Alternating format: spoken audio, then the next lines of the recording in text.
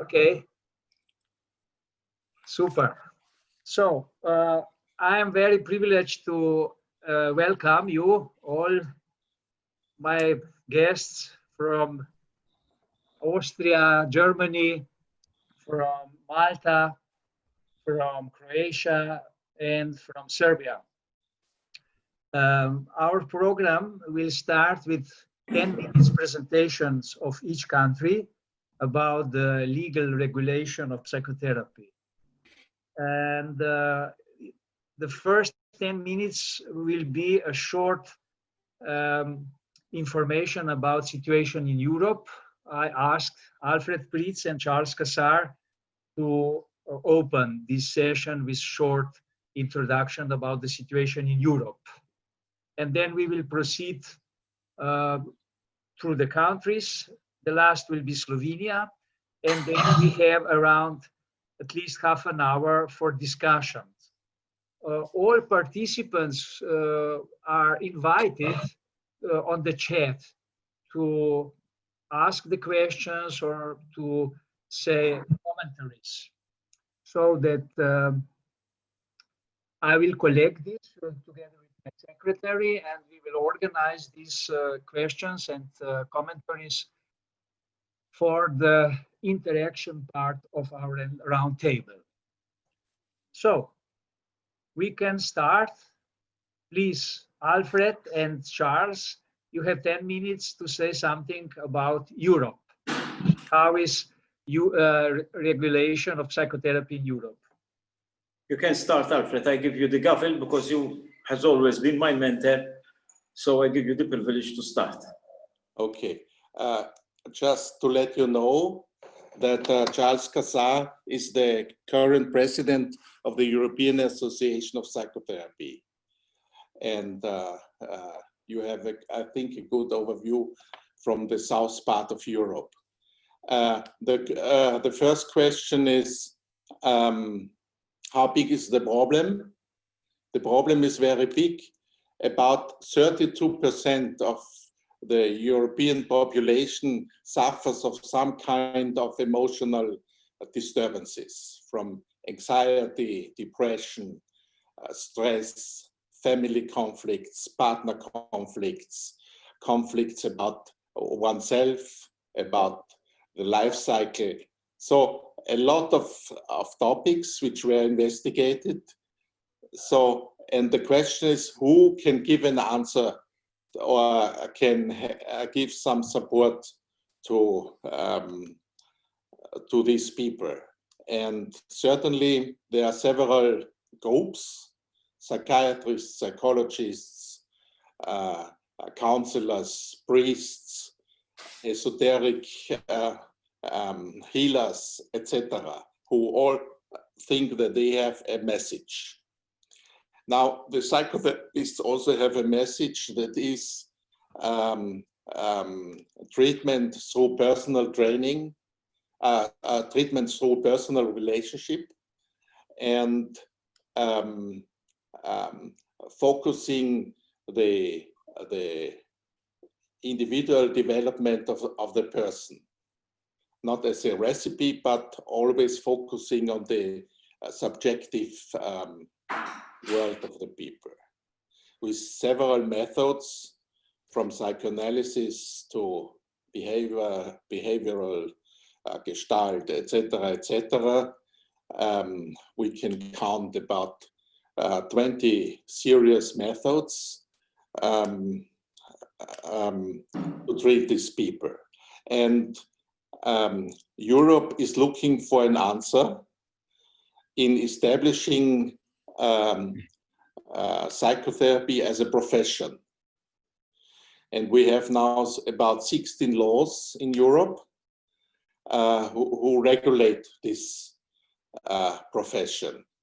This is the end of a long fight of about 100 years for becoming a profession. And the main topics of becoming a profession is, or the advantages of becoming a profession, is that the patients know who is a psychotherapist.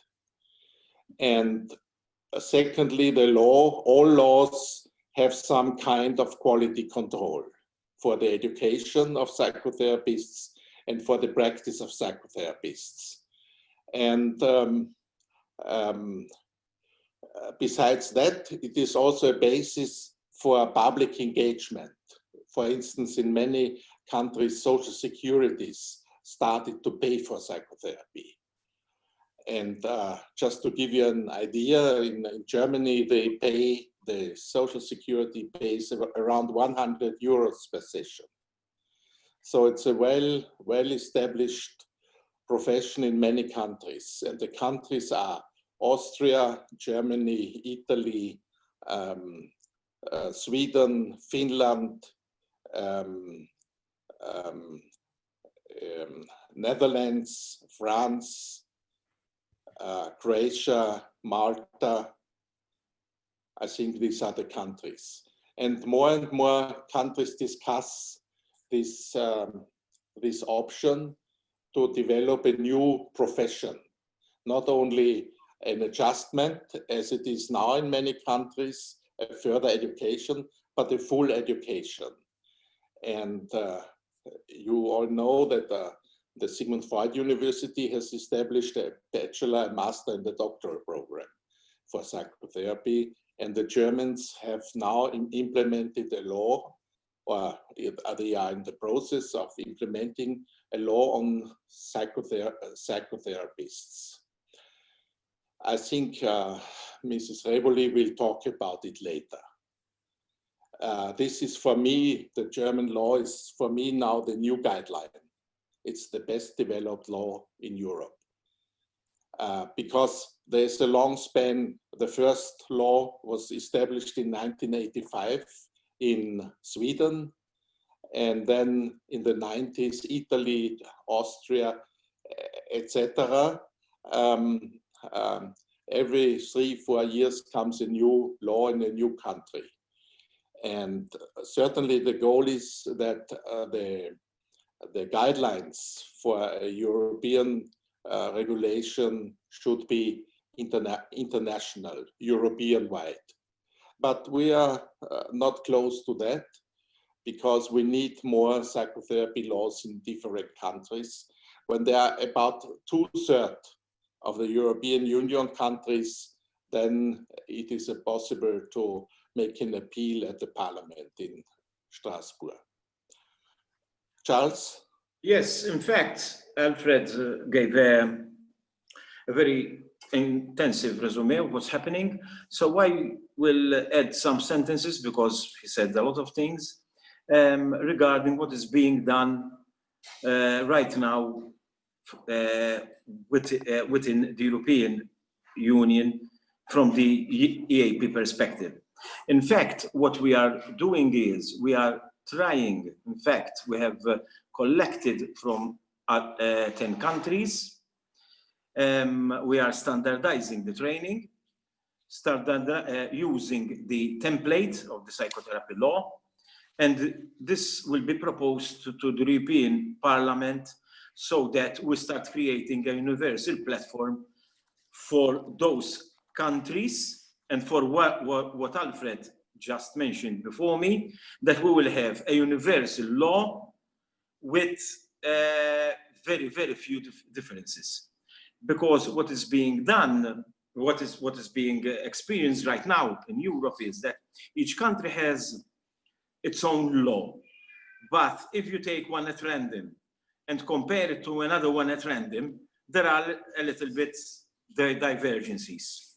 So they are not universal in per se, these laws. So we are trying to standardize the training and standardize the regulation and the enforcement of the law.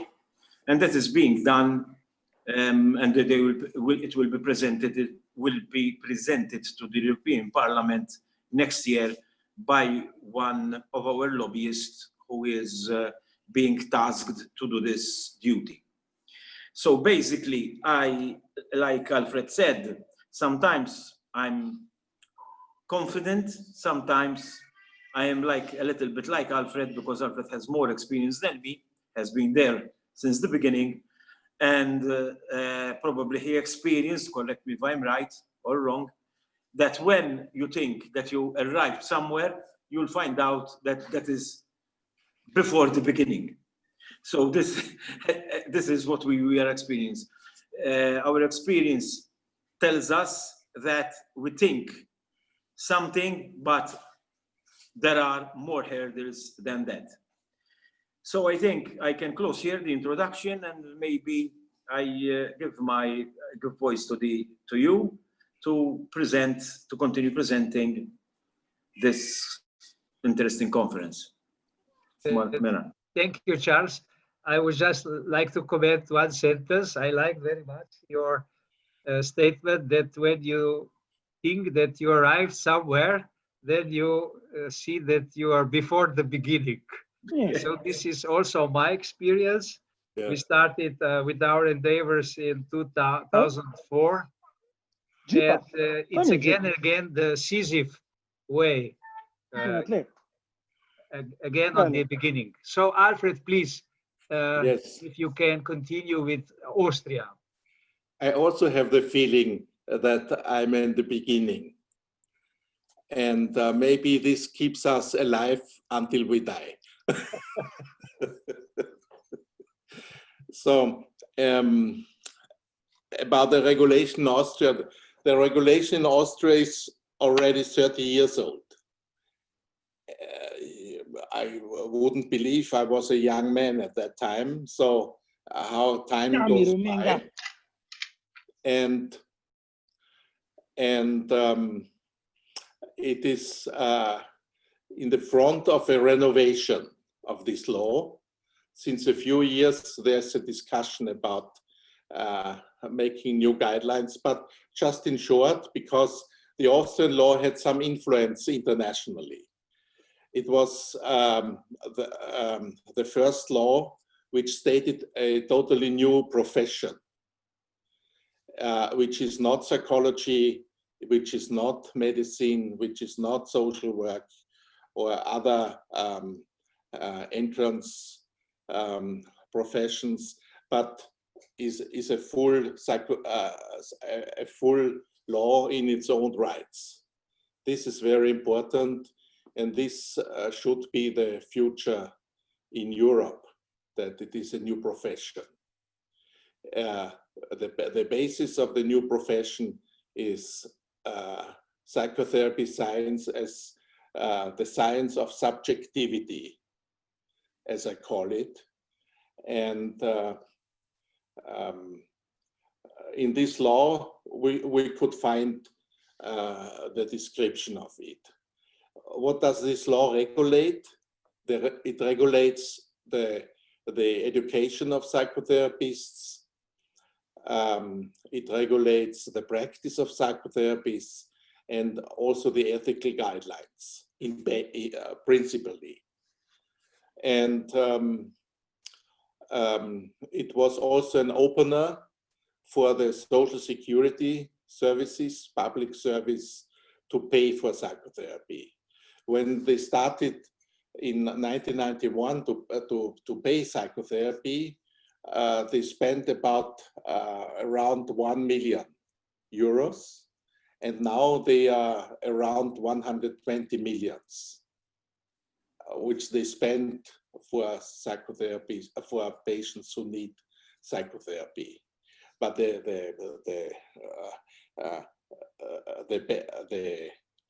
basis for being able to pay for it publicly was that there was a profession of psychotherapy.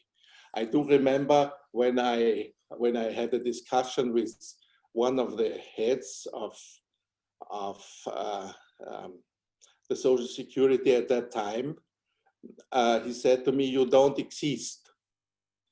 And what he was wanted to express is, I did not exist as a legal person, as a legal psychotherapist. As a person, yes, but as a psychotherapist, not. And what is also very important, so this law regulates a part of quality control, and it opens the possibility to make psychotherapy a trademark for those who seek help. Because where there is no law, the people don't know what is psychotherapy or what is meant with psychotherapy. There are many other people in the esoteric field and in other fields with often curious theories which are also saying that they are psychotherapists, but certainly they are not. And they do offer something different. And so it helps the state and the patients and the psychotherapists to identify psychotherapy and to advertise for psychotherapy in the healthcare system, but also in the social system. I think these are the main advantages. The negative points are also there. For instance, bureaucracy. Bureaucracy is a worldwide pandemic, I would say, and we have to observe this very carefully, that the bureaucrats don't take over the essence of psychotherapy. So, any questions to the Austrian law? I don't know if our participants of the round table would like to ask something.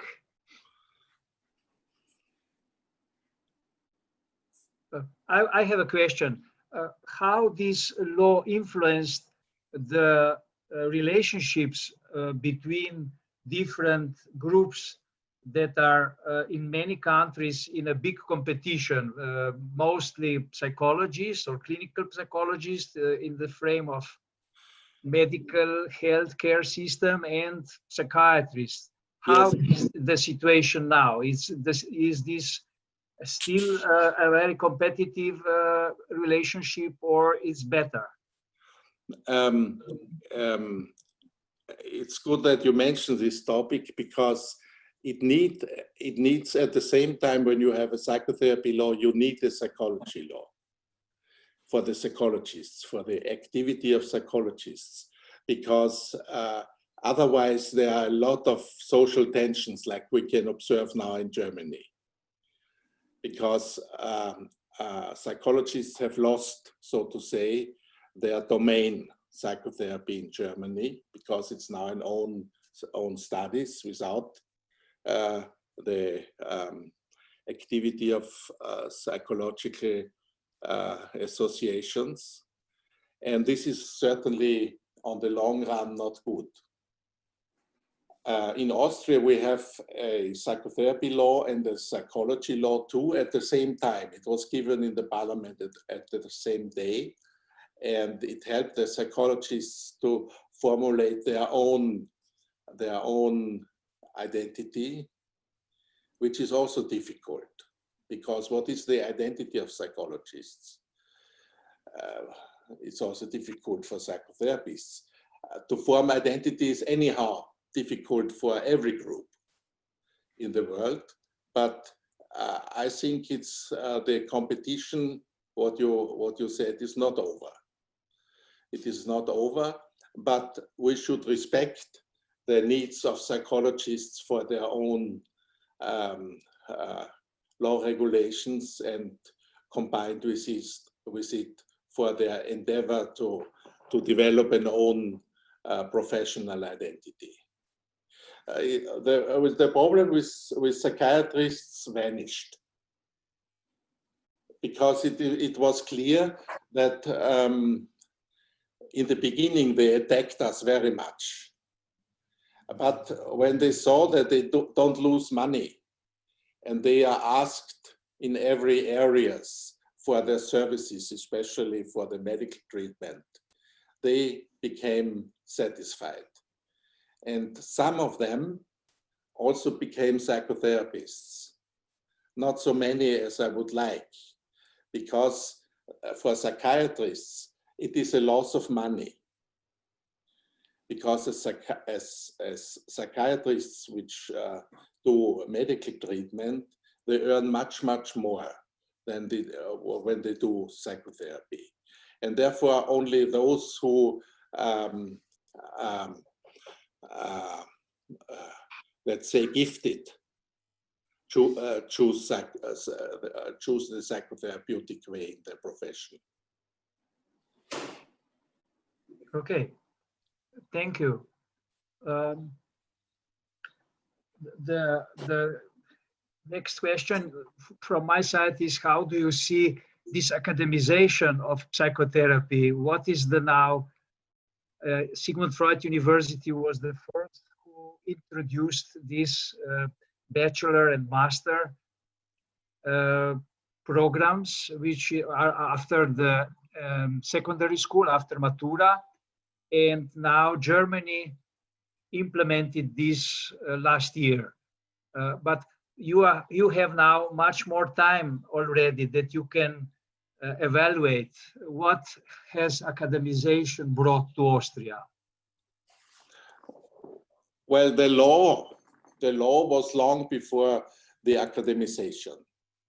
That is a fact. It was given in 1990, and we started Sigmund Freud University in 2005, so 15 years later.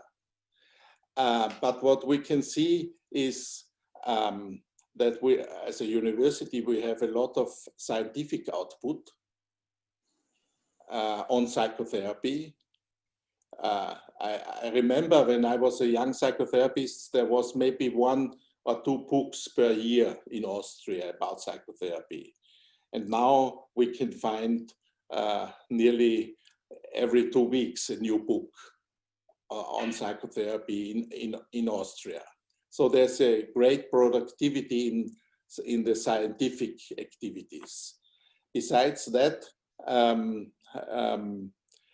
I always say as the studies of psychotherapy is like developing a profession like dentists of the soul.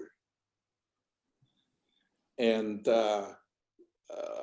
you know, for dentists, you must know a lot to become a dentist about the body and about techniques of treatment. And the same is in psychotherapy. It cannot be only that someone has a good soul and has a good empathy. That is not enough. And therefore, the students learn many elements of the basis of psychotherapy, but also techniques. And we have 4 outpatient clinics. So they learn in the outpatient clinics how to handle the theory. Okay, thank you. Alfred, we are just precise on time and I'm inviting Charles Cassard to say something about Malta story. Okay, I will tell you the story from the beginning to the end. Well, this started 20 years ago. Psychotherapy in Malta at the time was not seen as an independent profession, nor was it regulated in any way whatsoever. While some professions questioned whether psychotherapy was scientific, others claimed that they could practice psychotherapy. So there was total chaos. At the time, the entry criteria of psychotherapy training programs was limited mainly to psychology, social work, and a few other undergrad degrees, such as, for example, dentists, medical doctors, and the like. This reality was also the case in other countries, where, like Alfred said before me, the medical model had a strong hold within the health and social and psychosocial sectors, leading obviously to conflict amongst professionals when other approaches and modalities emerged. standardization and regulation and employment of our profession were being strongly influenced by political undercurrents, conflicts, and agendas. When I became president of the Malta Association 20 years ago, because then I started embarking on this journey, I immediately made a rigorous campaign with the government at the time to lobby the necessity that such a profession be regarded as an independent profession in itself. Discussions, lobbying continued for a long time, for a number of years. My aim to make psychotherapy recognized as an independent profession at par with other professions such as psychology, counseling, and psychiatry. This was not easy at all, because at first doors were being closed in my face, but by being persistent, somebody has to give you a voice, and once you enter the door, then you can make a strategy on how to arrive where you want to. It's like the horse of Troy. Once you're there, then if you're smart enough, you can achieve what you like, what you want. So at that time, 3 years later, so it took me 3 years being stabbed the door at my face. 3 years later, psychotherapy was accepted as a profession complementary to medicine. This was the first step, and it was strategic, because you cannot go and become the president of Europe before you become the mayor of your own town. So at that point in time, it was thought fit that you enter, how do you say, the entrance of a door, you stay there, you notice and strike to get into the dining room. So this meant that profession like psychotherapy, aromatherapy, massage therapy, and whatever therapy was considered as complementary to medicine. So the first step was at least to have some regulation. And we based the regulation on this ECP text at that point in time, that you have to have a master's in a social science, and then 1,500 hours in a psychotherapy modality. So, and after that year, it took a year to establish the criteria so that psychotherapy was being given license, not a warrant, to practice psychotherapy. So this meant that psychotherapy was not accepted as a profession, but integral with the health sector. So we were still, in a way, as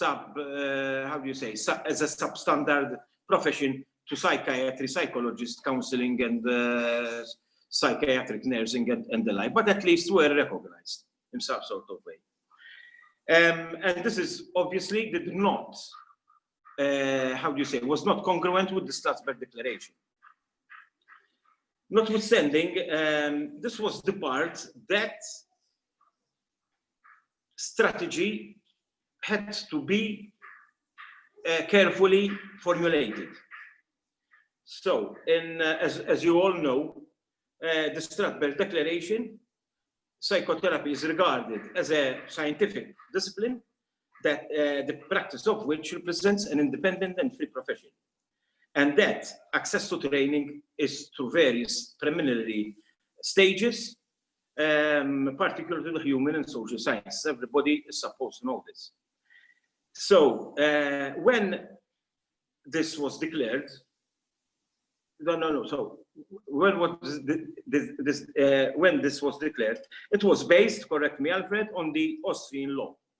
So at that point in time, even though Alfred said that the Austrian law is very old and has some flaws, I had no model to work our law on that model, on any model. So I took what the Austrian law stated, because it was at that time, about 17 years ago now, according to the Strasbourg Declaration, and start to try to, lobby it through the government at that time.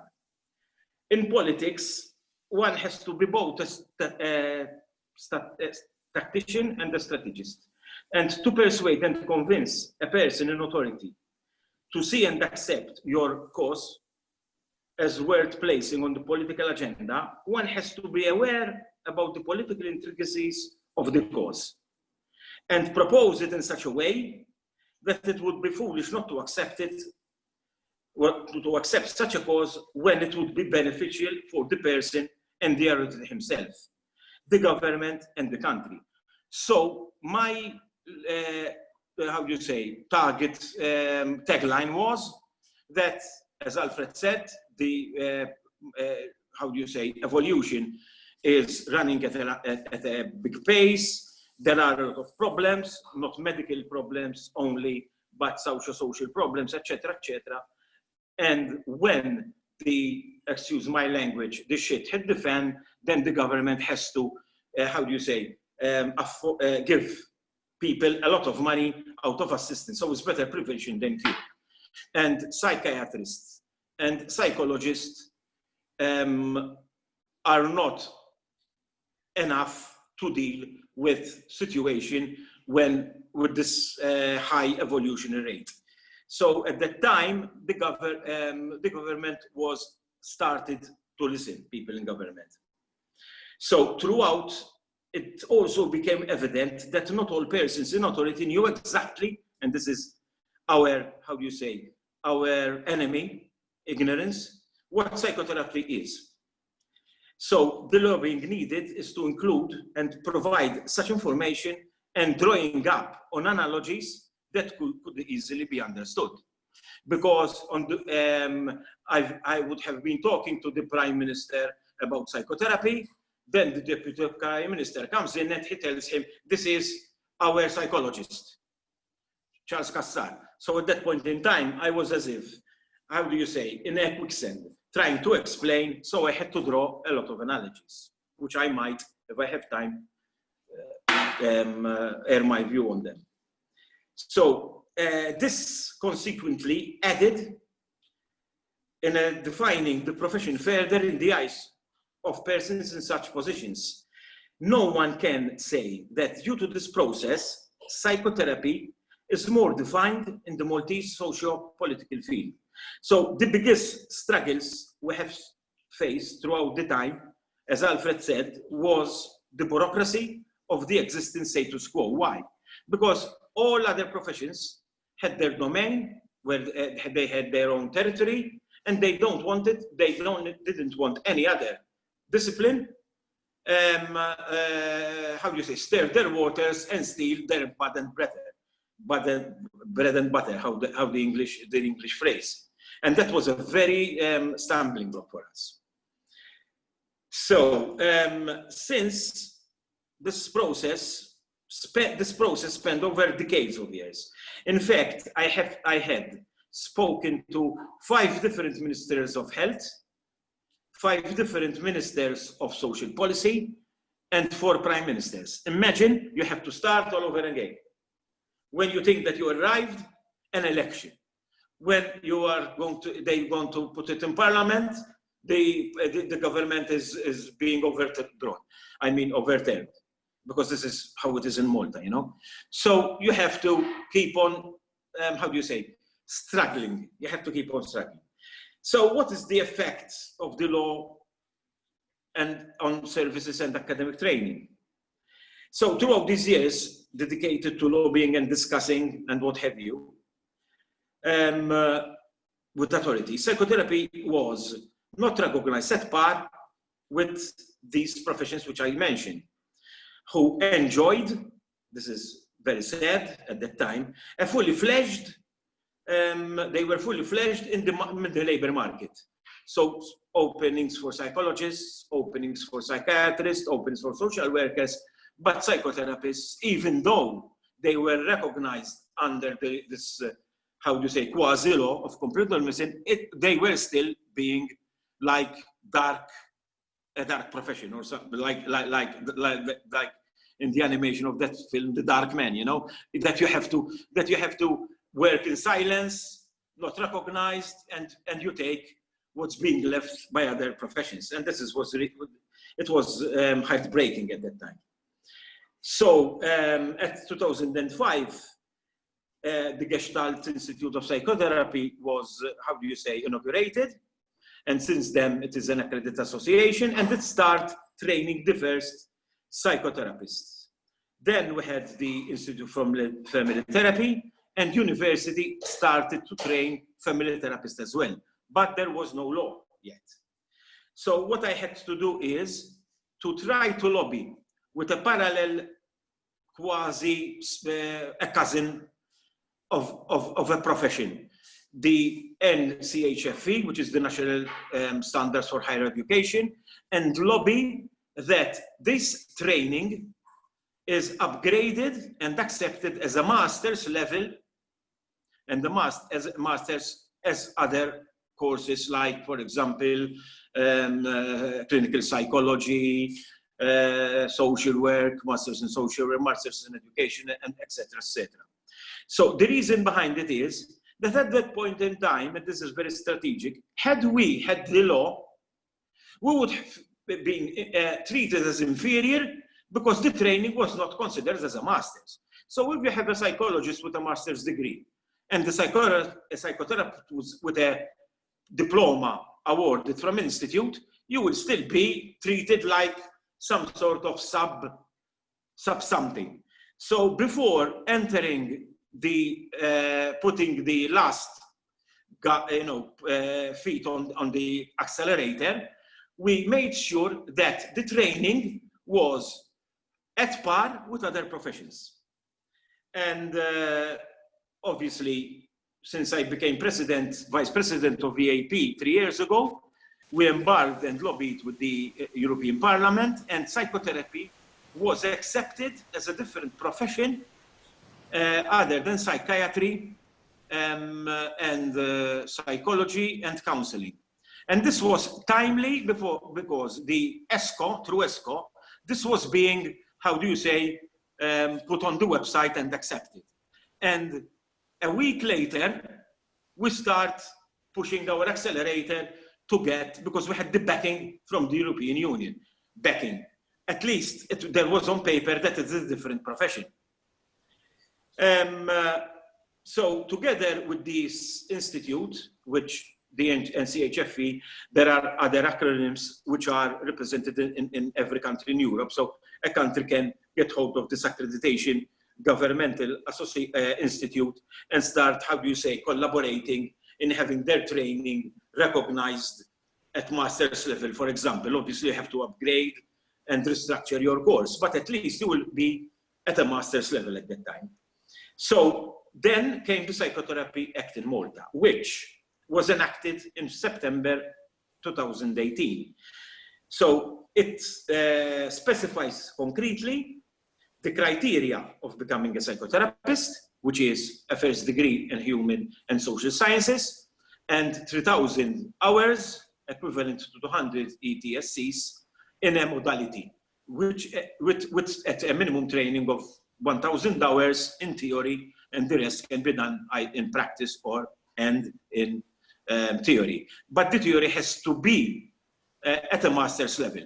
So we were trying to close the lacunas that somebody would do 3,000 hours of training with various institutes and with charlatans and assume that he would be eligible to become a psychotherapist. The law also specifies and establishes the regulated framework and how it is enforced and who can practice psychotherapist. Now, as far as employment is concerned, the law was instrumental in jolting many entities in Malta.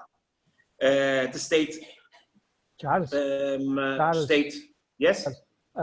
Your time, please keep a little bit on the, you are 5 minutes over time. If you over time? Wrap up, yes. I close. So in other words, psychotherapists are being employed in every sector, except, and this is ironically, I don't know what to call it, in the mental health, which is still the domain of psychiatrists. So strategically, I lobbied to change the mental health. So next year, the mental health is going to be changed to include psychotherapists in it. So one final advice to give to people who are entering this lobbying and this position is that we have to answer 3 questions fundamentally. What we are, because this is very confusing, where do we come from, and what are our roots, our identity in our roots and our being. And the analogy I used to convince the then Prime Minister was very simple, and it was that broke the ice. I told him, imagine that there are, because he confused psychiatry, psychotherapy, and clinical psychology. I told him, imagine that a discipline has a father and mother, and the psychiatrist, his father and mother are both doctors. They come from the medical field. Then a medical doctor married the psychology profession, and the clinical psychology was born. And then I asked him, who do you think the psychotherapist is the son of? And he told me, you tell me. I told him he's the son of a philosopher that married a psychologist.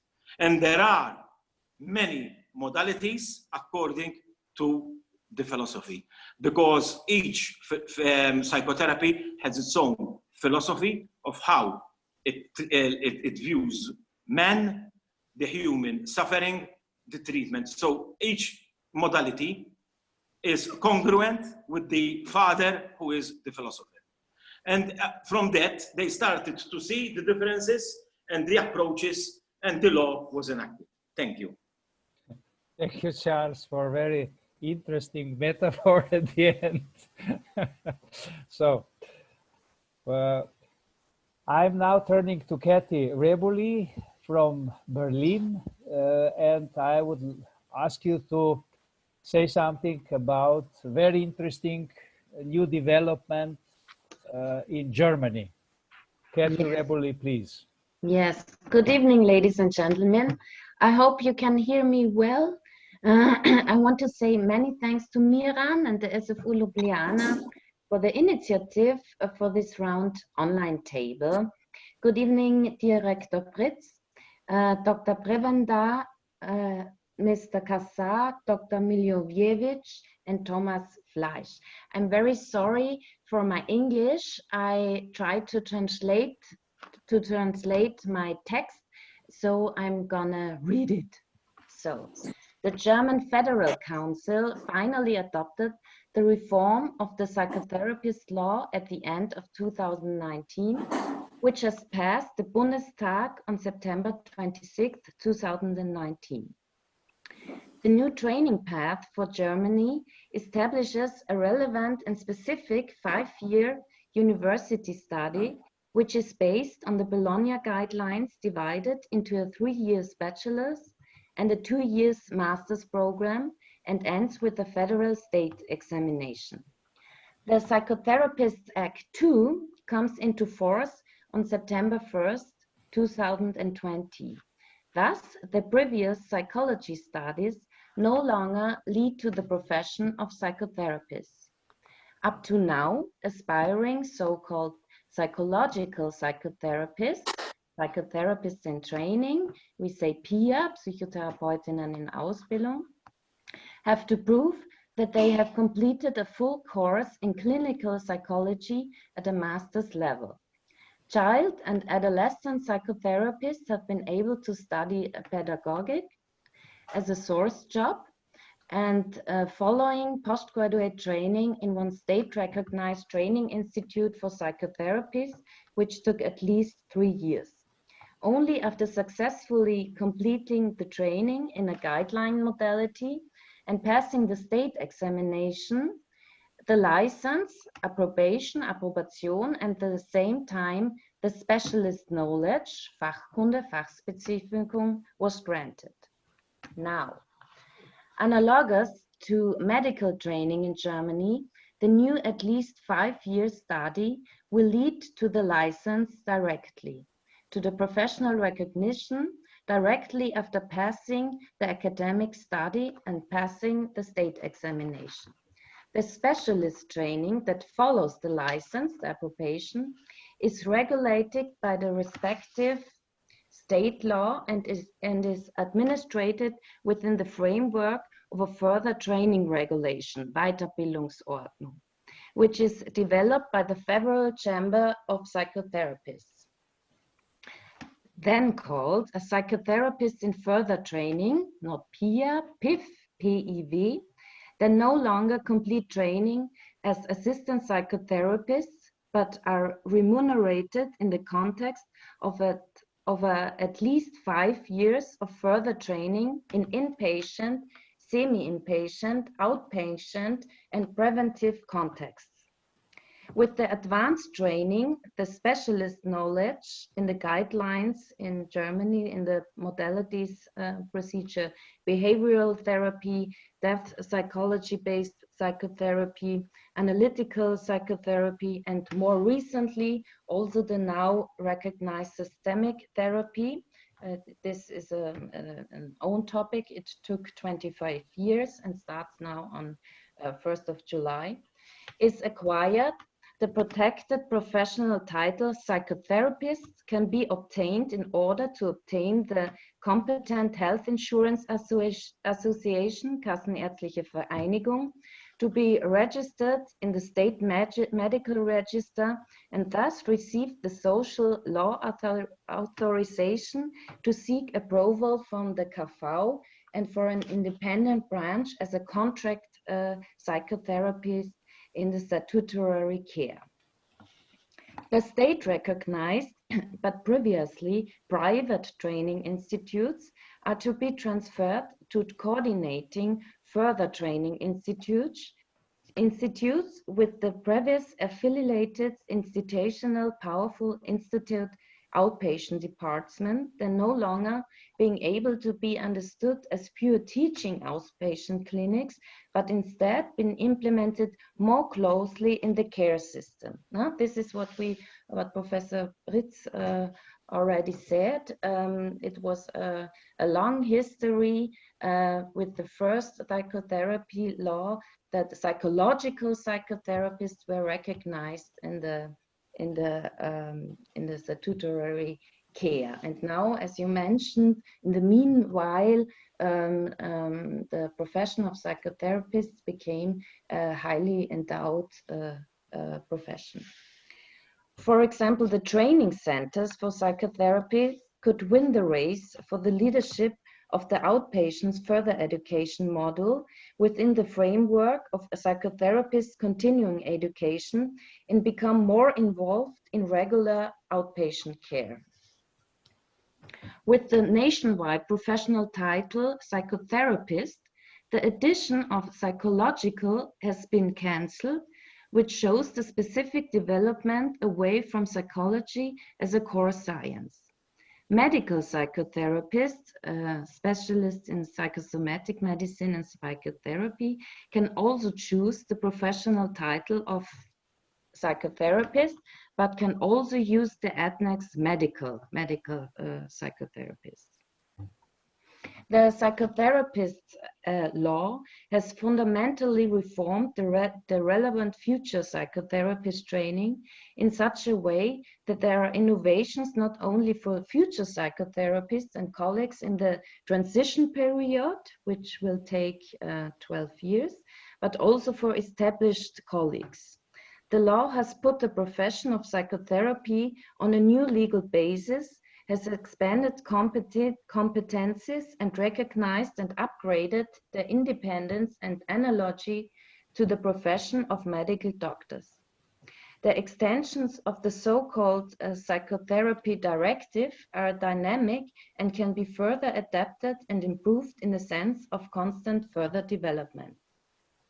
As I said, in place of the previous postgraduate education, there is a regular university study, which leads to the license to practice as a psychotherapist.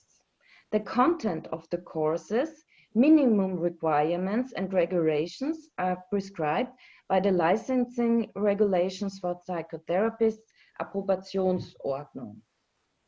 In order to ensure the timely and nationwide implementation of the new degree at the established universities, the license to practice is designed in such a way that established psychology faculties and institutes continue to build up a core position in psychotherapy as part of a polyvalent bachelor's degree program in the sense of a free tip. However, the design of the license to practice allows the direct study of psychotherapy to be established from the first semester in the bachelor's program.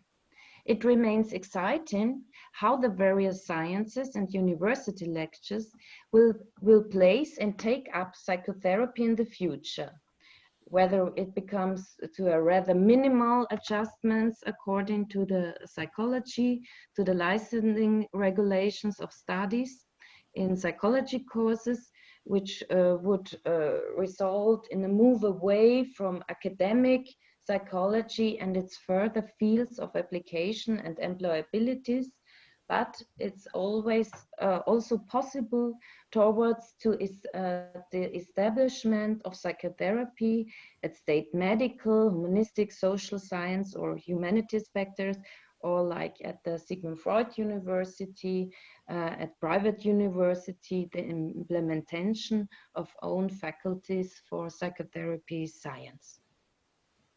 Thank you. Thank you, Kathy. Thank you very much. I hope you will send us this very informative contribution so that we can publish it together with our recording of our conference. Miran, Yes. may I say just one sentence to that what Katharina Reboly said? In the implementation of the German law, the associations of patients played a significant role. In short, the associations of patients said, we don't want to be treated by psychiatrists, we don't want to be treated by psychologists, but we want to be treated by psychotherapists. And this played a significant role in the political understanding. And in the development, because it was really, yes. It's still really exciting, no? And how and lobbyists work on that. And this was one point very late, and then this was one statement from this lobby which made it in this way possible. What I think, I also think there's also established the chamber system in Germany. And it's called Chamber for Psychotherapists and not for Psychological Psychotherapists. And it counts, I looked it up before our meeting, 45,000 members. So this law was made from the profession side. It was not made, the academic subject was not developed on universities or on psychological institutes or psychological associations. No? And this is what, Miran, your question, your first question to Rector Pritz was. No? So, and this is a very high conflict field, no? Because there is, it seems there is science against profession. No? This is what now the atmosphere. Mm-hmm. So if I understood well, these 45,000 participants are organized in the Chamber of Psychotherapists. Yeah. And as this is a question to the European round, I think Germany is the only country which administrates its members and its in a chamber system, no? Not in an association, Verein, community or something. It's a chamber system. I think this is a very hard political argument. Huh? Okay, because also Slovenia, the Slovenian law system, the only possibility for regulation is a chamber system. This is how Slovenian law regulation is, and so it's the only way we can establish a regulation practically in Slovenia, license, and so Tomaž will tell us a little bit more. You have to think about that. No? It has a lot of advantages, as is found out now here in the retrospective, but it also has disadvantages. No? As Rector Pritz said, what is about bureaucracy? No? So, but it's Germany, so it's very well, the rules are clear. Yes, yes. Thank you. Thank you, Kathy. Thank you. I would like to ask now Tamara Prevendar to tell us about how the law came in force in 2018. Yes, thank you. Thank you, Miran, for organizing this. I say hello to everyone present, my colleagues at the roundtable speakers and everyone who's listening to us. So I will just catch up on the last thing mentioned. So our law proposed also the psychotherapist chambers, and we have established one just a year ago, a year and a half, because this COVID crisis has put me a bit, I still live 6 months earlier than it really is. But anyways, so we have the chambers of psychotherapists since March 2019. And it was one of the things that the law proposed, which was brought in July 2018. So where to start? I have been listening to your presentations, and many new ideas arose, which I would really like to discuss. But just I'll stick to the facts at the beginning. So we in Croatia we had. I will not go into details of our history, but I would just say that we had a tradition of medical model psychotherapy performed in the within the health system for a very long time, and it was under the jurisdiction of medical doctors, of psychiatrists, which had which specialized in mostly psychoanalytic. It was the mainstream was psychoanalysis and psychoanalytic training. During the 80s, many other professionals started training in different modalities, and it was it's congruent to the happenings around the world as the new humanistic approaches were introduced in forms of workshops across the world. In the 90s, when the European quest for establishing the profession of psychotherapy happened, we have, I think we have caught up with it in terms of, we have started our first umbrella organization back in 1997. And it was an attempt to gather everyone trained or interested in psychotherapy under one roof, under one umbrella.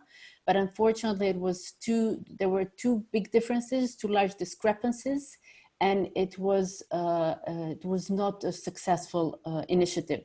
So we had 6 years of delay of, let's say, one group of people very interested in proposing the psychotherapy as an independent profession. And on the other hand, we had psychiatrists that had their establishment within the health institutions. So when we have finally managed to start the real umbrella organization, I call it as our second assembly of umbrella organization back in 2004, the umbrella organization immediately started the work on the law of psychotherapy. So we had our initial draft in 2006, and this draft went through a lot of consultations, a lot of public debates, and many years later, at some point it became the proposal for the regulations, which has less power in legal power, and thankfully this idea was dropped, and we were back in proposing the draft of the law in 2015. The draft that was proposed in 2015 was the first draft that was enacted, that was brought to the parliament in 2018. I'm saying this because I know a bit about Slovenian situation. So we had this big event, I would say, of having the first draft proposal open for the public consultation in 2015. Then we had the parliamentary crisis, which lasted for 2 years, a year and a half, but we were able to continue the activities related to the law in 2017.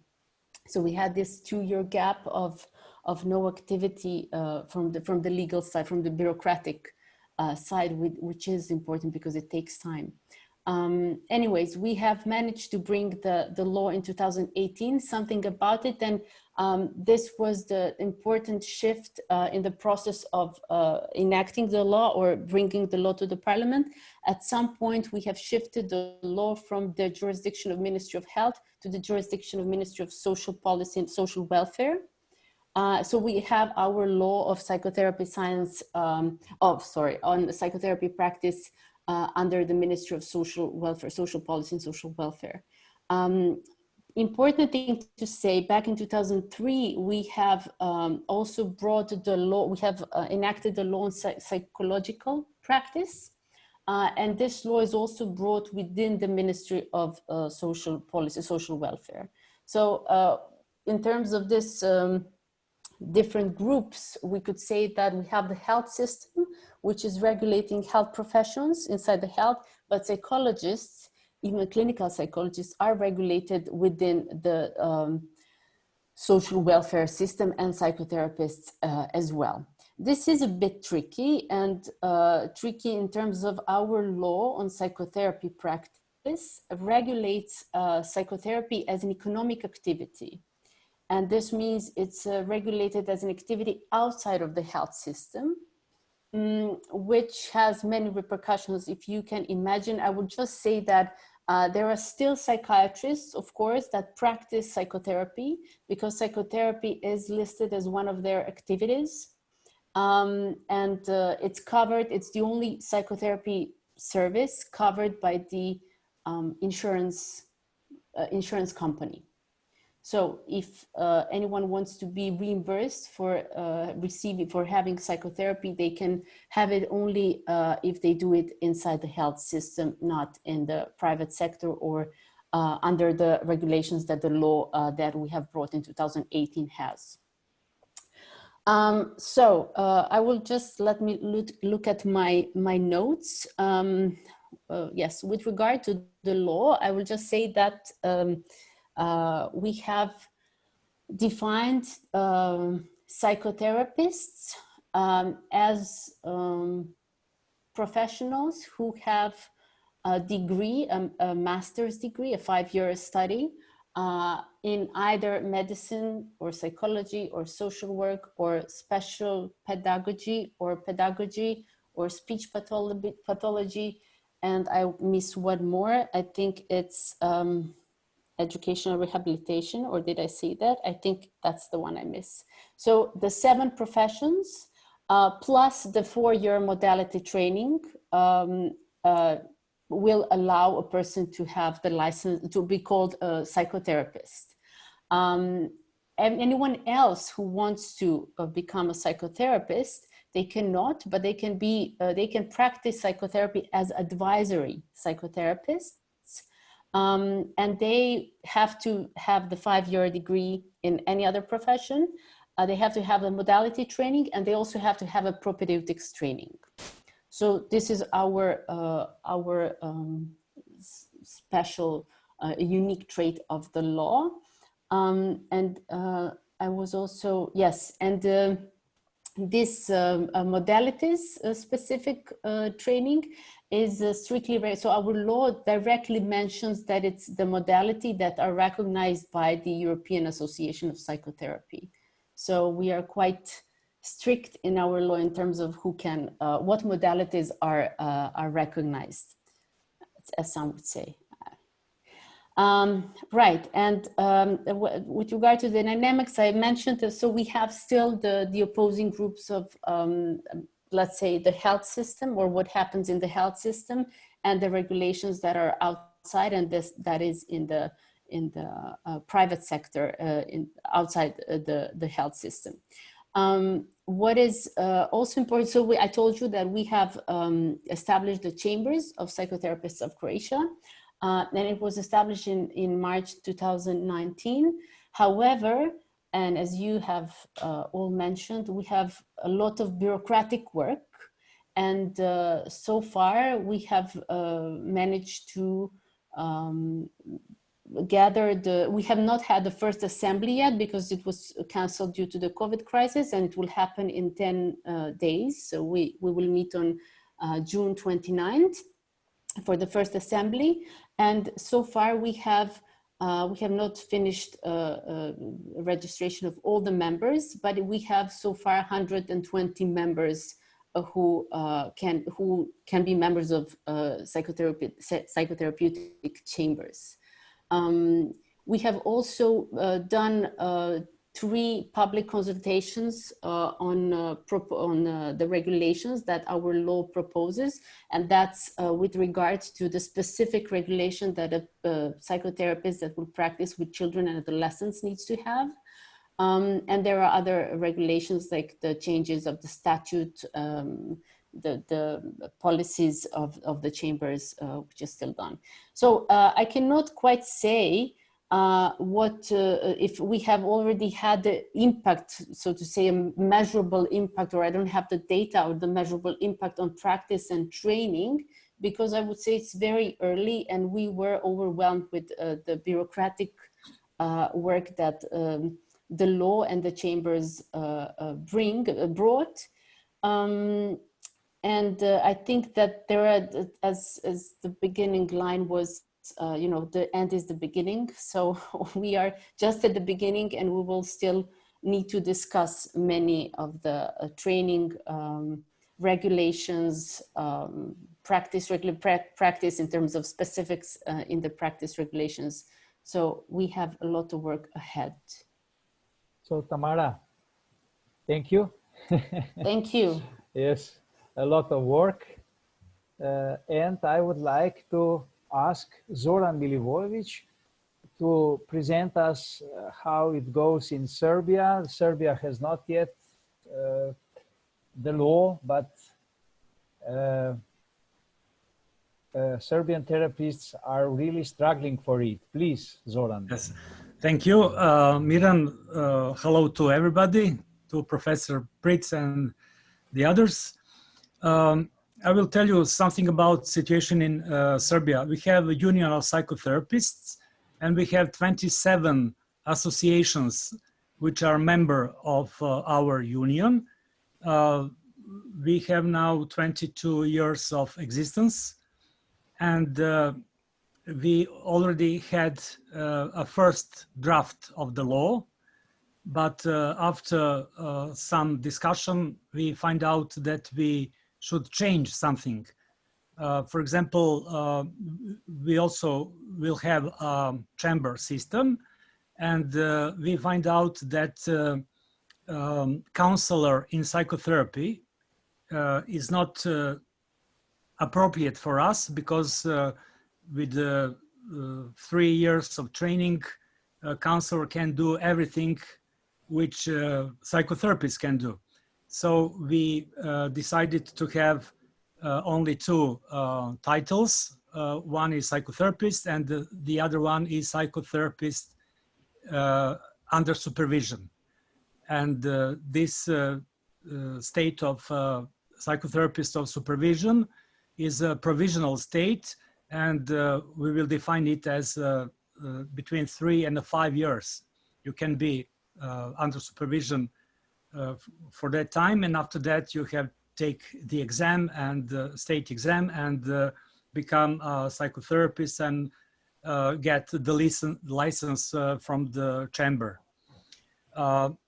And we also find out that the best for us is to pay some professional lawyers to arrange that second draft, and it will be very professional, and I hope that it will be finished in maybe 10 days or something. What we have last year was the clash with psychologists, because they defined psychological practice as something which psychologist is doing, and psychotherapy is part of psychological practice. So we already have a law regarding psychology in Serbia, but they want the second edition of that law. And in that law, they tried to practically take over psychotherapy and training and everything, supervision and so on. So it was very strong reactions, and they withdrew that proposition of the law. And it was also good for us because we got more energy to confront them, and it was a public debate in a way about what is psychotherapy and so on. So also when we have this COVID situation, we organized as a union 420 psychotherapists and psychotherapists under supervision who was willing to provide voluntary sessions, and we got the number from the state. We got some application for matching clients with the available psychotherapists, and also we have a list on our site in which psychotherapists were listed regarding the city in which they are working. So this was very good because a lot of people, because we became much more visible than before, and there is a lot of integration between different modalities. In psychotherapy, profession is actually the third identity. The first one is, for example, if you finish social work, you are social worker.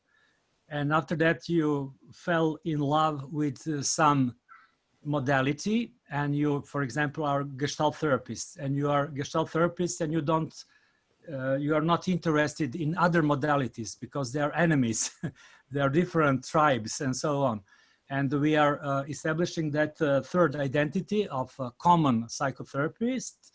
And what was very useful for us was our conference. Every year we have a conference with about 400 attendees, and we are also asking for people to be present in the medias because it's very important, and we have very good and very competent psychotherapists, and that was very good. Also, 3 universities are giving propedeutic studies. So people are finishing propedeutics, and after that, so we are behaving like the law is already in existence or in a function. And the more the time is passing, the more and more people are knowing about the rules and principles and so on. So we don't see that will be some obstacle from some other field, for example, psychologists or psychiatrists and so on. So we are very well established in that professional circles. But in Serbia is the problem with the government and parliament because a lot of important laws is not bring up to life, and I expect that in 2 to 4 years we will have law in Serbia. What else to say? Maybe we have also some problems with the people who are self-declared psychotherapists. For example, the person is a clinical psychologist, and he was never certified as a psychotherapist, but now he's running a union for psychotherapy, counseling, and the coaching. And he's practically misrepresenting himself, but he has maybe 300 or 400 people who are following him. So there are problems, and we hope that that new law will help us to regulate properly the whole situation with psychotherapy. Zoran, thank you very much for your interesting Serbian story. And now for the last one who will present is Tomaž Flajs from Slovenia. Please, Tomaž. Yeah, so good evening, everybody. And I would like to express my appreciation to the colleagues who accepted our invitation, because in this way you are also supporting us in our own struggle towards the law. I just regret that we can't shake hands, but maybe there will be another occasion. Yeah.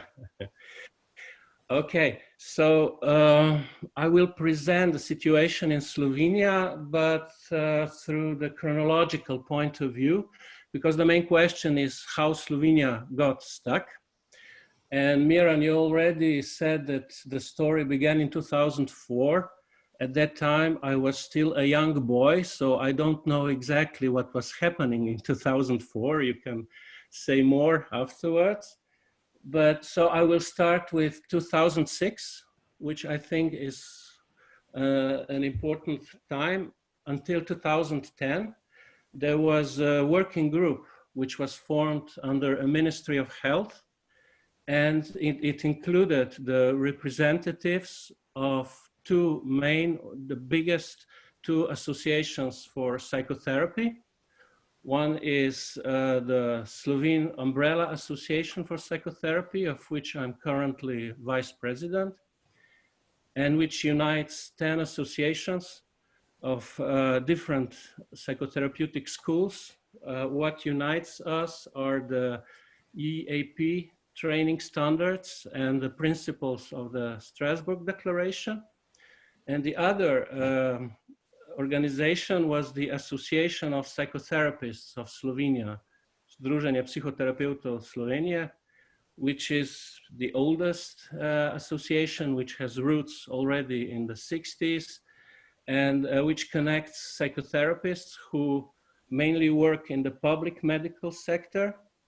They are not exclusive, they are mainly psychiatrists, clinical psychologists, but not exclusively. So this working group prepared a draft law for psychotherapy, and then what happened was exactly what Charles was talking about, that constant change of governments and ministries. So in 2010, when the draft law was prepared, the health minister changed, and metaphorically speaking, put this draft in the drawer, stating that the law of psychotherapy was not a priority for the Ministry of Health. So from then until 2016, nothing much seemed to happen, but still there were activities going on, and the year 2016 was a very interesting one. For example, at the very beginning, in January 2016, the two mentioned organizations, so Krovna zveza za psihoterapijo and Združenje psihoterapeutov Slovenije, we signed a memorandum of cooperation in the field of regulation of psychotherapeutic activity. And in this memorandum, we together defined psychotherapy as an independent science and independent profession, which requires its own law. So there was an agreement about it still between us. And in 2016, in June 2016, the same year, followed another memorandum of the 3 universities who offer a training in psychotherapy and psychosocial counseling. And this memorandum is very similar, but they also added an academic path to the profession of psychotherapy. So the first memorandum, we could say, was a memorandum as psychotherapy as the second profession, and the second memorandum was a memorandum of organizations who strive for psychotherapy as the first profession. And these universities are Sigmund Freud University in Ljubljana, Faculty of Theology at the University of Ljubljana, and the Faculty for Applied Social Studies in Nova Gorica. I was at that time I was a president of the Slovene Umbrella Association of Psychotherapy, and I was very disappointed when the Slovene Association of Psychotherapists renounced the memorandum. Obviously, a split happened within this organization, and they renounced their aspirations for psychotherapy as the independent profession, requiring its own law. So they told us that their priorities were now different. They wanted to regulate psychotherapy within health department, where only a few articles in the healthcare law would be needed. So that was a big change. And then the next important thing that happened in Slovenia was the process of adopting the resolution of national program for mental health.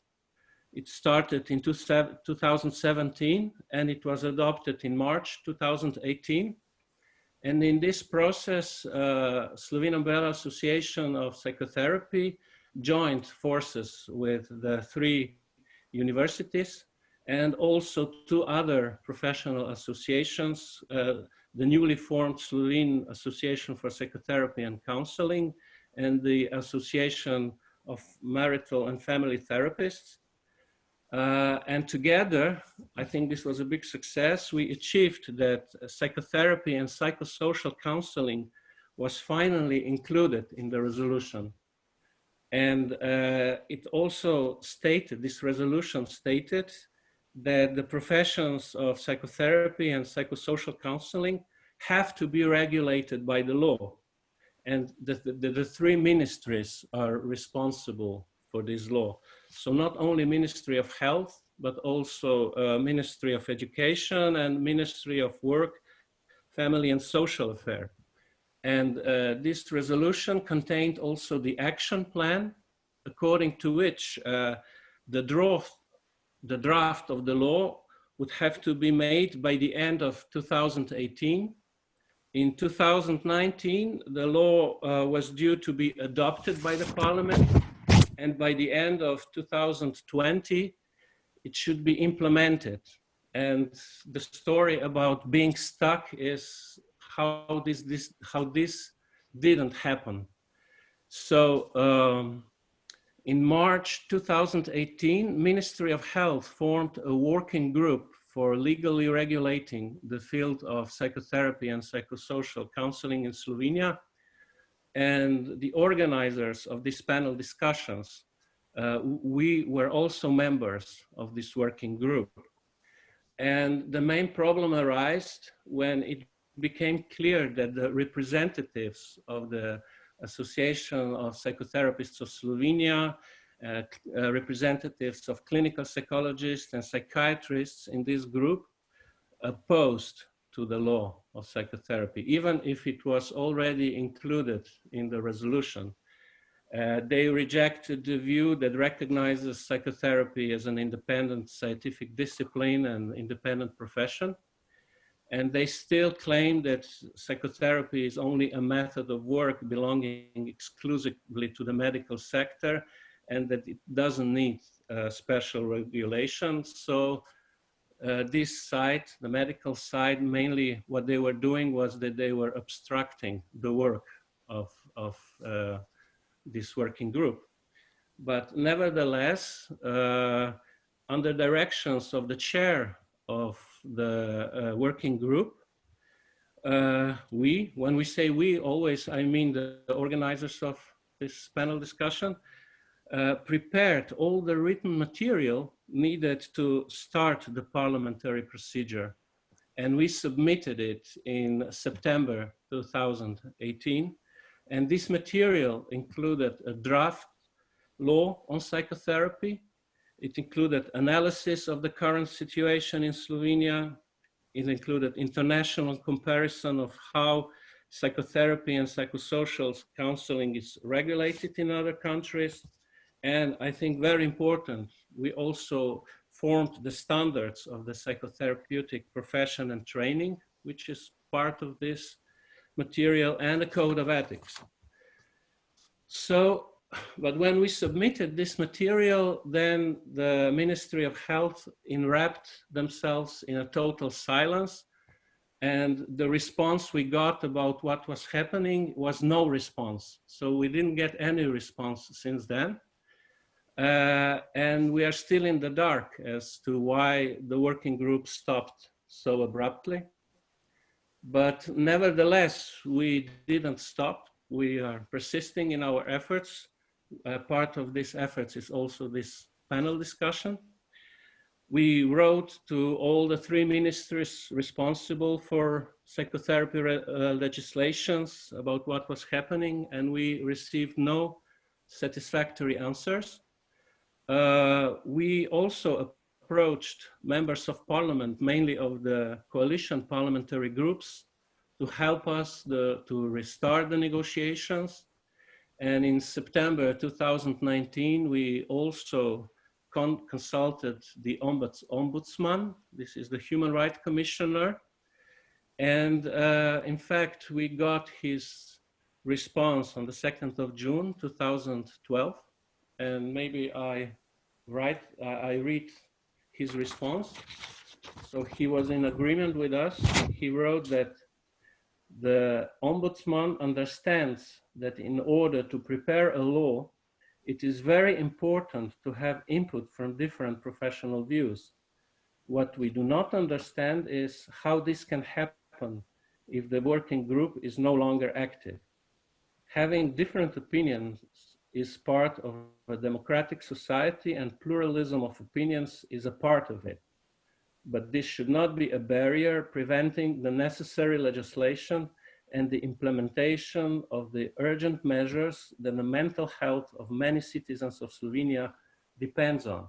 And we think this is so much more true in the current COVID-19 situation, when the level of distress is heightened. So we think that the need for psychotherapy is bigger and bigger. But somehow, I don't know how I'm doing with time. Yes, you please close your closing remark. Closing. So to finish the story, where we are now at the moment is that our key suggestion and also demand is that the Ministry of Health should forward the written material that we have produced, and that we think it's enough quality material to the legislation service of the government of the Republic of Slovenia, Služba Republike Vlade za zakonodajo, to write a framework for the law on the basis of this material. And I think we are happy that the representative of the Ministry of Health is also here and that she listens to us. And I was glad to hear her opinion that this should be carried forward. Thank you, Tomaž. Thank you very much. Thank you to all the speakers. Now we are entering to the discussion phase. We are a little bit longer than we planned, but it's okay. We have now at least 15 minutes, 20 minutes to discuss. I have here one chat question, but before this, I would like to ask the representative of Ministry of Health, Dr. Tina Bregant, who is with us. If you have some comment, please. Yes, thank you. Thank you for giving me the opportunity to be here with you. It was actually very insightful for me. For example, what Professor Alfred Pritz discussed and what Dr. Charles Sasser said, and he was saying about 5 different ministers of health, and we have exactly the same situation here in Slovenia. So this is actually quite interesting that Malta and Slovenia have similar problems with health. Now I must say that it's not actually my opinion, it's because I am a doctor. It's clear that mental health is a public health issue, and that we face an epidemic of human soul disease, if you like to call it, which actually contributes to life expectancy, and even more in Slovenia with long-lasting division in our nation and probable even epigenetic changes stemming even from the Second World War and contributing to division and split in nation, which probably also reflects in difficulties we have when we need to work together in laws as well. So it was already pointed out by Mr. Flajs that we have difficulty in working together and getting the consensus. So I think it's even a strategic decision on how to regulate and develop psychotherapy in Slovenia. It's true that it's close to my thinking that psychotherapy is complementary to medicine, but of course this may be not the best solution to people who need psychotherapy. So what I see is that psychotherapy should be embedded or should be built on ethical guidelines on which 3 different pillars should be built. One being the education of psychotherapy, then the second one practice, and the third one doing science or research. It should be all embedded in laws. Laws should be instrumental, and here we are not much different from Germany, and I could clearly relate to Dr. Reboly saying that laws are important, but it brings the bureaucracy to people. In Slovenia, we are not much different. So I think we are also going towards the chamber organization in psychotherapy as well. I think this is a wise solution. We see it in other professions which are under the Ministry of Health.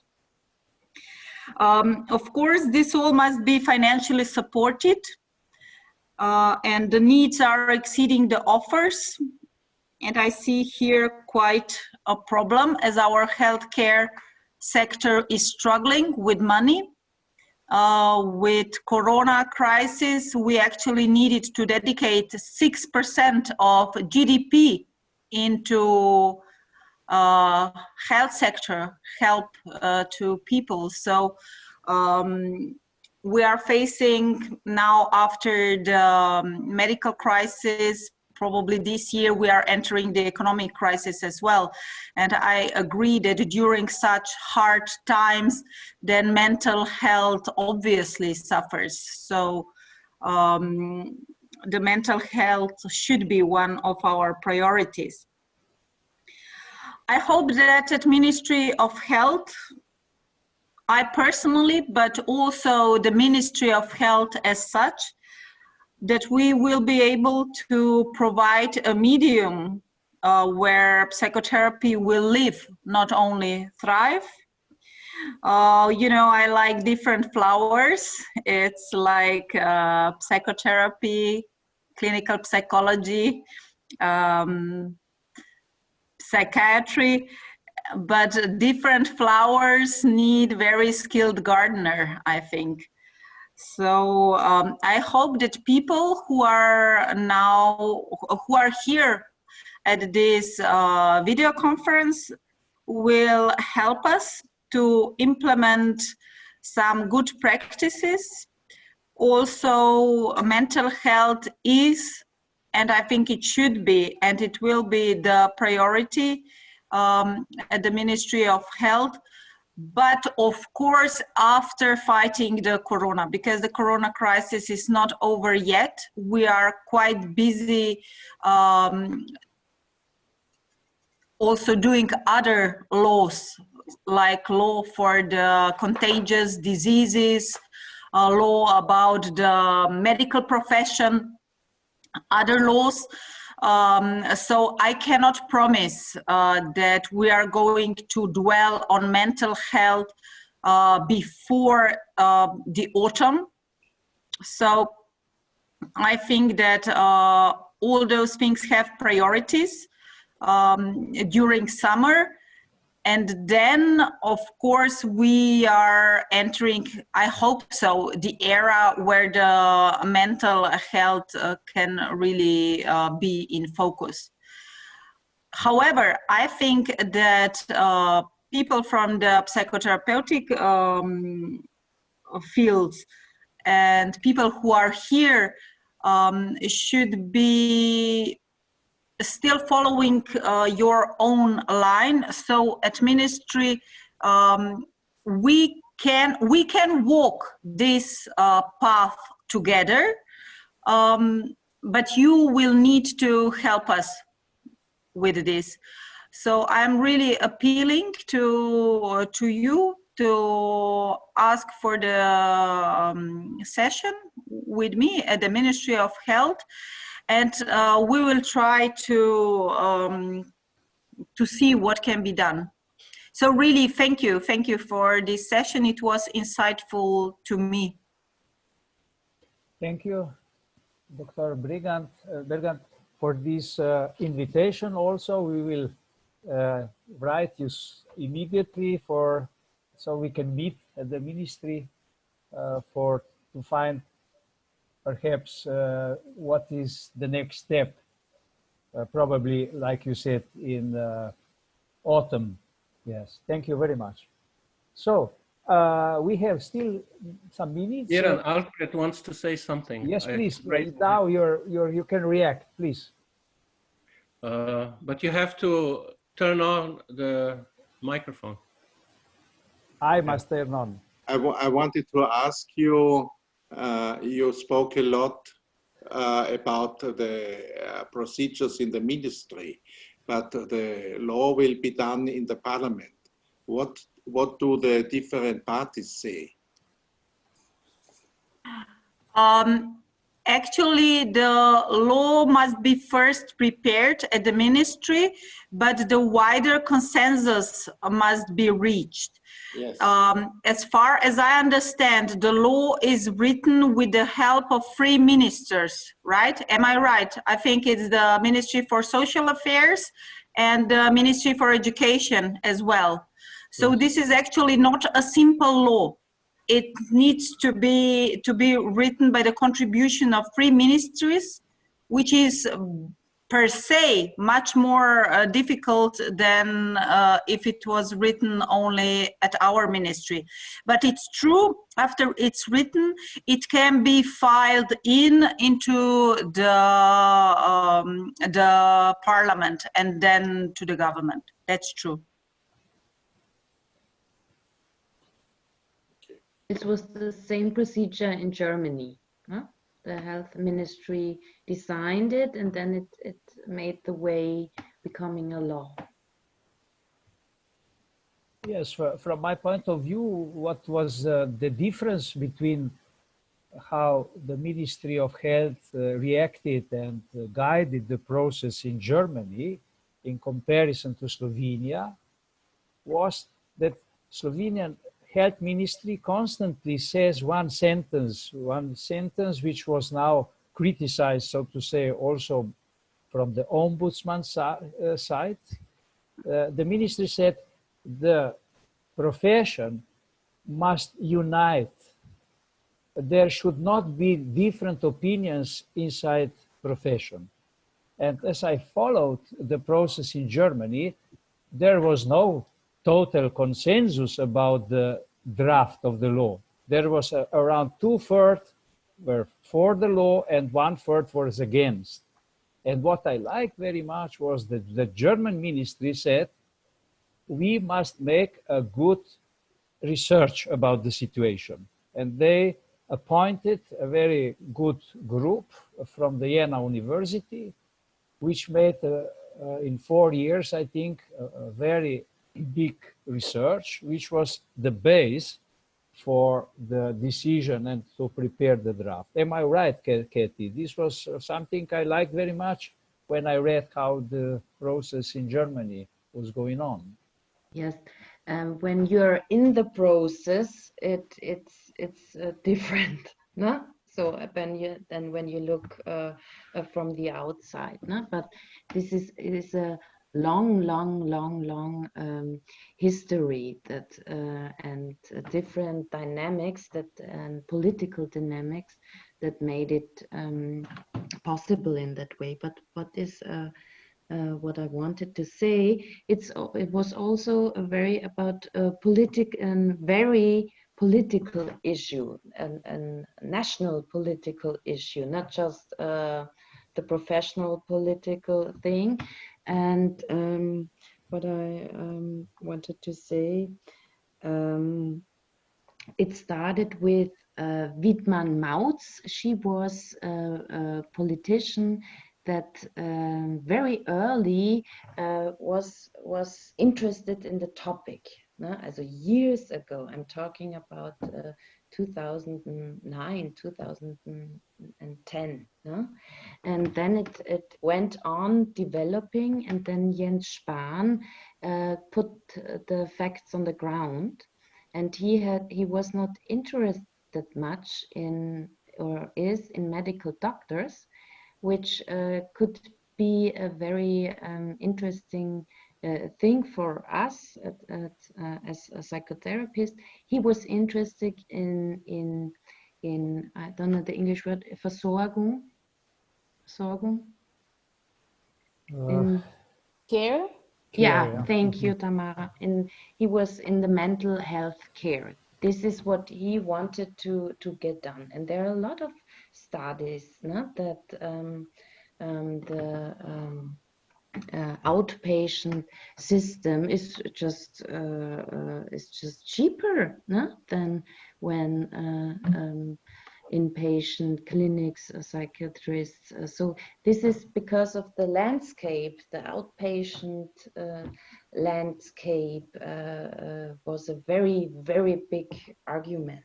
No? Okay, thank you. Do we have some more reactions? I have one question here, one good question in the chat. What are the key things that are needed to do so that more countries get best psychotherapy laws? This is the first question. And the second, what are you doing now about this? And what can we all do to get this done? So, if someone would like to react on this question from public. First thing, what we are doing now is this panel discussion.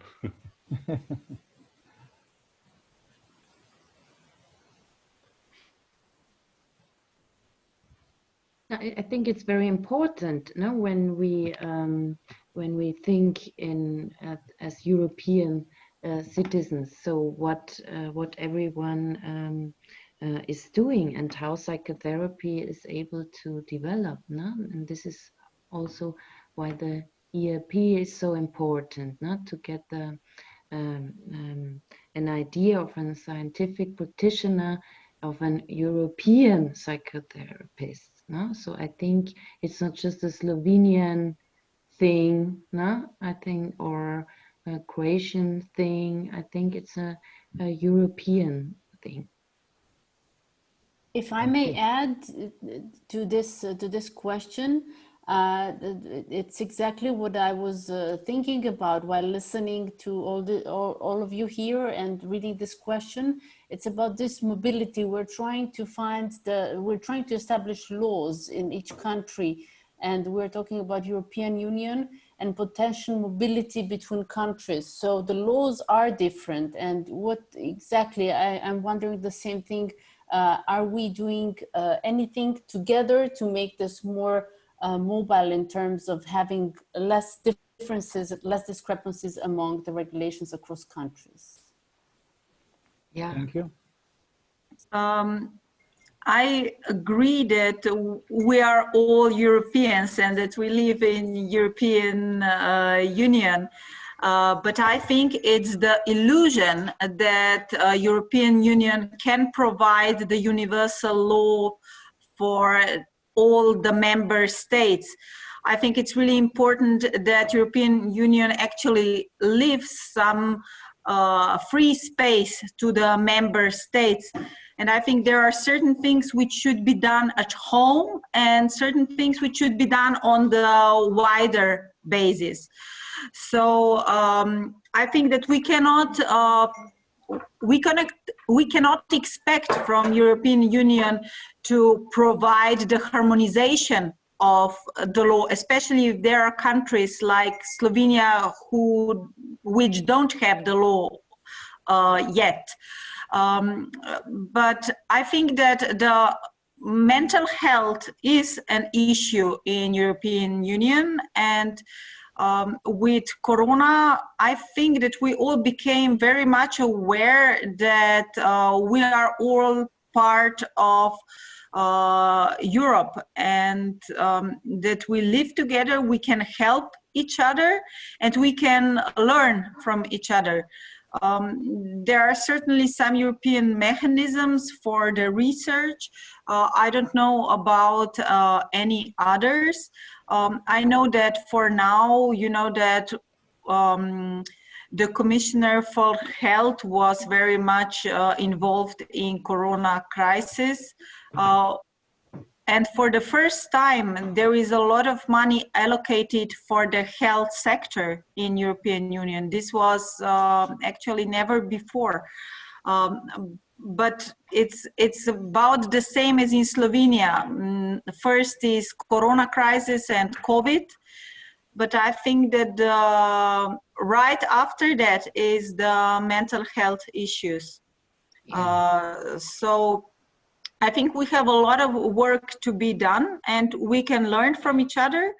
I actually could very well relate to Dr. Reboly. What I heard was very much what I think should be done in Slovenia too. But of course, it's not only question what should be done, but also how should be done. And this is actually the hardest part, I think. And in Slovenia, we still have to work on this. I would just add one thing, that I agree a lot with you that every country has its own specifics, so it can't be totally uniformed. But Charles Cassar talked at the beginning about the project launched by the European Association for Psychotherapy. We have produced documents of common training framework where 10 different countries and Slovenia among them, our association among them, contributed how the training is done in different countries. And I think it's about all finding also some common denominators, one being the recognition of psychotherapy as an independent scientific discipline and profession, and also that there are some principles of education, as you also talked. One pillar is education, that training of psychotherapists consists not only of theory, but also of one's own practical experience being in psychotherapy, and that the training is also done in a practical way by doing therapy with clients under supervision and so on. So I think there are some general principles that can be common to all, and it's in the process of being formed. Thank you, Tomaž. Some reaction. Alfred, would you like to say as a closing? Now we are in the closing session remarks. We have 5 minutes to close our meeting. So I would ask you for the closing remarks. Well, it is good to hear that we all have similar experiences with bureaucracy, with our colleagues, with the difficulties of a long way. One problem is that the profession of psychotherapy is difficult to understand for those who are not in it, because it is a very private, hermetic activity, and the contrary of outgoing action, which is necessary in the politics.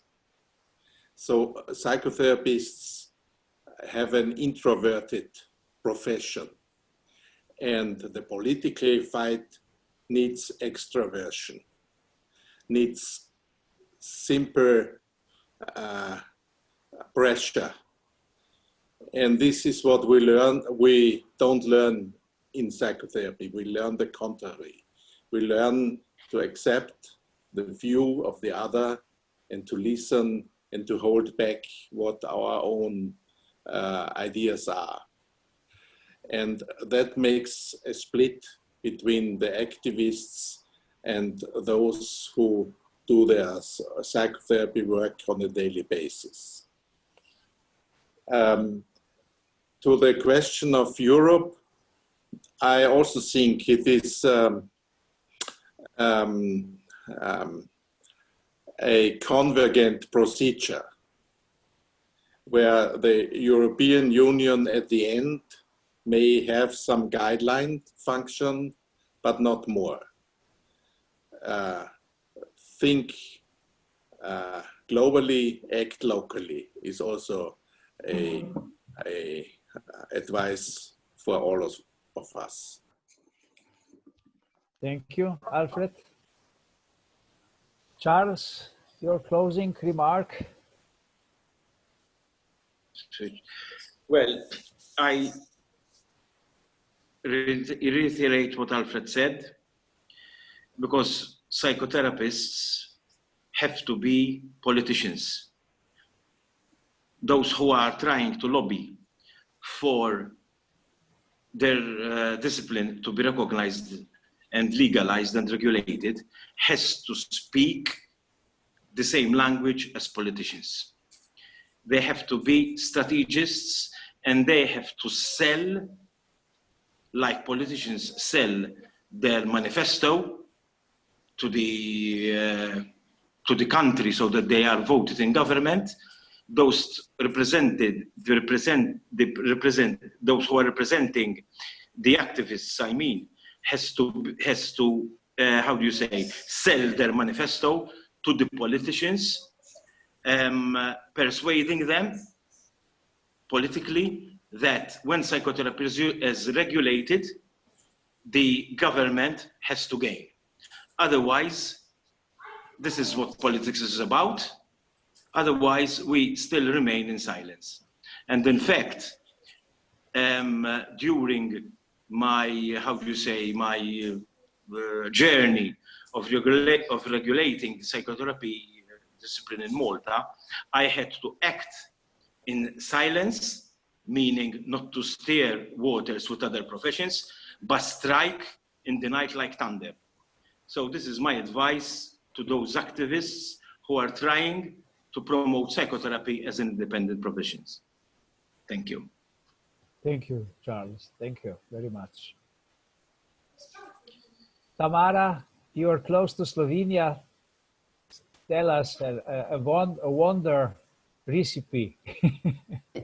Yes, I don't know. I'm a bit fascinated by the metaphors I hear from Charles.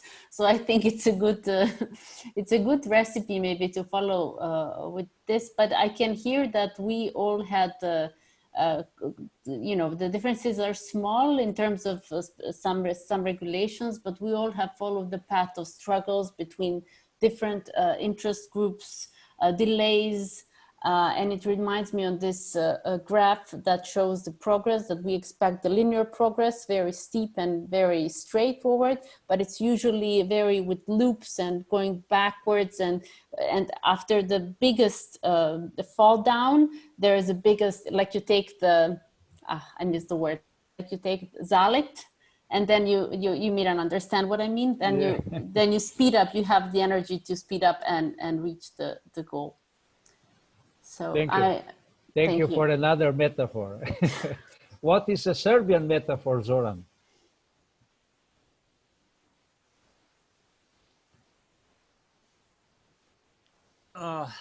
It's not easy to live in Serbia, as you know, but I think that we as a profession are doing well.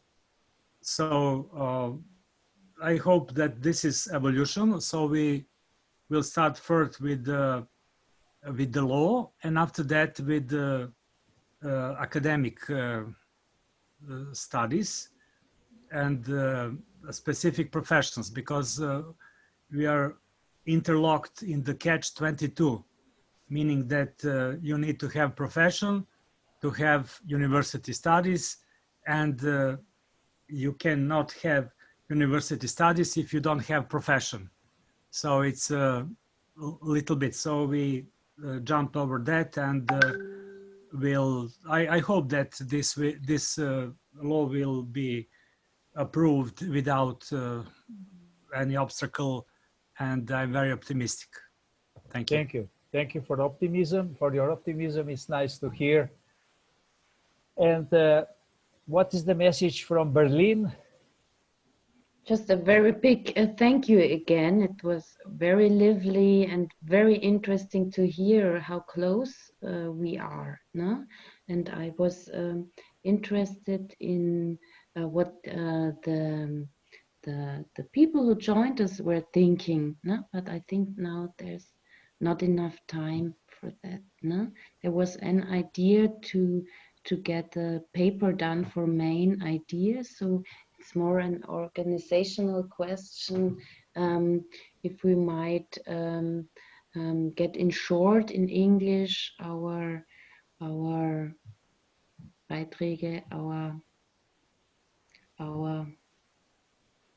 yes, Beiträge, Miran. Our contributions. Our contributions to in one paper, no? So that Yes. it's We will do it. See it on the homepage. Yes. We wrote for the ministry around 600 pages, so we will add now at least 5 more. Yeah. About What this. we did in Germany, Frau Dr. Bregant, was what we did in Germany, we wrote to every single politician an own letter, no? Where we put down our point of view. Yes. Wow. Thank you. Thank you very much. Tomaž, Yes. your word. Slovenia, the last, the stuck one. The stuck one, yes. Well, I would refer to what Mrs. Bregant says and what to Charles Kassar say.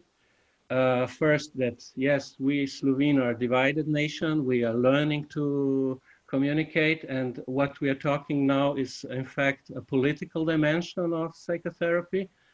But I think it's very important to understand for how we understand the term politics. For me, it's not the fight of one interest group over the other interest group in order to enforce their interest, but I see it more in Hannah Arendt terms, that it's a strive for the maintaining of plurality in a society. And I think that this notion of politics should also be implemented in our strive for psychotherapy law.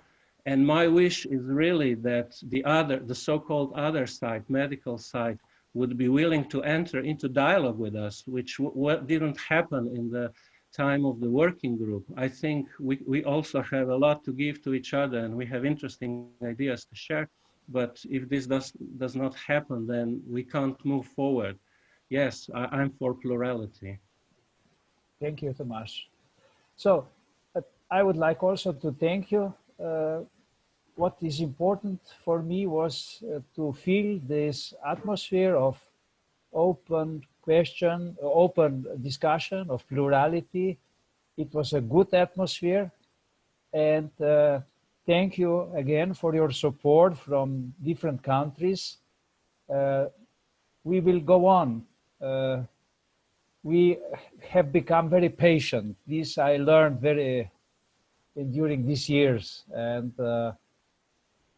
we have a good also communication in our working group, which organized this. I would like to thank you all these organizations that contributed. This was Slovenian Umbrella Association for Psychotherapy, Slovenian Association for Psychotherapy and Counseling, Association of Marital and Family Therapists of Slovenia, and then 3 faculties: Faculty of Applied Social Studies from Nova Gorica, Faculty of Theology, University of Ljubljana, and Sigmund Freud University in Ljubljana. I enjoyed, I must say, very much during last years our collaboration in our working group, and when I will perhaps go to pension, I can say to myself, I have done all I could do, and it was in a good company. So it's not in vain. Thank you all, and have a nice evening. Bye-bye. Thank you. Bye-bye. Bye-bye. Bye.